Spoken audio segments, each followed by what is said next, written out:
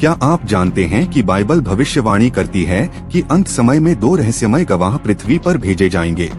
वे 1260 दिन तक गवाही देंगे। उनके मुंह से आग निकलेगी। वे बारिश रोक सकेंगे और फिर पूरी दुनिया उनके मृत शरीर को देखेगी। कौन है ये 2 गवाह? क्या वे आज जीवित हैं? आइए आज हम इस रहस्य से पर्दा उठाते हैं बाइबल की रोशनी में। बाइबल के अंतिम पुस्तक प्रकाशित वाक्य अध्याय 11 में लिखा है, और मैं अपने 2 गवाहों को अधिकार दूंगा और वे टाट ओढ़े हुए 1260 दिन तक भविष्यवाणी करेंगे। प्रकाशित वाक्य 11 अध्याय वचन 3। ये 2 गवाह परमेश्वर के विशेष दूत होंगे। वे संसार की बुराई के विरुद्ध खड़े होंगे और पूरे साहस के साथ परमेश्वर का संदेश सुनाएंगे। इन गवाहों को विशेष शक्तियां दी जाएंगी। बाइबल कहती है, यदि कोई उन्हें हानि पहुंचाना चाहे तो उनके मुंह से आग निकलकर उनके बैरियों को भस्म कर देती है। वे बारिश को रोक सकेंगे, जल को रक्त में बदल सकेंगे, ठीक वैसे ही जैसे मूसा और एलियाह ने किया था। इससे हमें क्या संकेत मिलता है? चलिए आगे जानते हैं। तो सवाल है कि ये 2 गवाह कौन हो सकते हैं? पहला सिद्धांत है मूसा और एलियाह। एलियाह ने बारिश को रोका और मूसा ने मिस्र में नदियों को रक्त बनाया।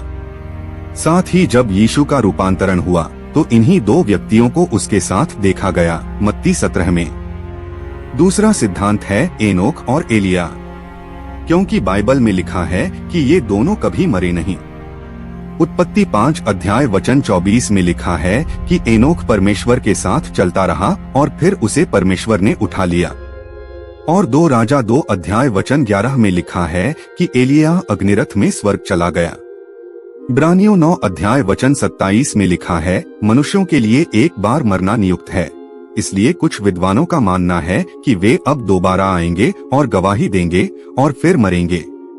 तीसरा सिद्धांत कुछ विद्वानों का है कि ये प्रतीकात्मक हो सकते हैं, जैसे कि यहूदियों और मसीहियों का प्रतिनिधित्व करते हों।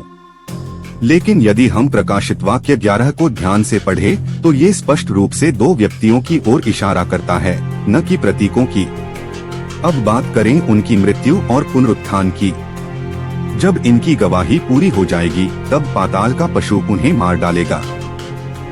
प्रकाशित वाक्य 11 अध्याय वचन 8 कहता है कि उनकी लाशें बड़े नगर की सड़क पर पड़ी रहेंगी, और 11 अध्याय वचन 10 कहता है कि लोग आनंद मनाएंगे और उपहार बांटेंगे, क्योंकि इन गवाहों ने उन्हें बहुत कष्ट दिया था।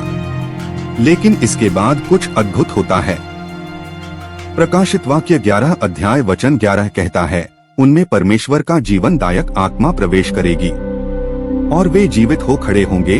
पूरी दुनिया उन्हें देखेगी। क्या ये संकेत है ग्लोबल मीडिया और लाइव स्ट्रीमिंग का? अब सवाल ये है, इसका आज के समय में क्या अर्थ है? इन 2 गवाहों की गवाही हमें एक बात सिखाती है, परमेश्वर का संदेश सुनाने के लिए किसी भी कीमत पर खड़ा होना। वो समय दूर नहीं जब मसीह की वापसी होगी, और आज परमेश्वर हमसे भी गवाही मांगता है। क्या हम तैयार हैं? अगर आपने आज पहली बार सुना कि 2 गवाह आने वाले हैं, तो जान लीजिए ये भविष्यवाणी एक दिन जरूर पूरी होगी। क्या आप तैयार हैं परमेश्वर की ओर मुड़ने के लिए? क्या आप चाहते हैं कि मैं अगले वीडियो में पशु कौन है जो इन्हें मारेगा उस रहस्य को खोलूं? तो कमेंट करें, यस आई वांट पार्ट 2, और चैनल को सब्सक्राइब करना न भूलें। वीडियो को शेयर करें और यीशु मसीह में मजबूत बने रहें।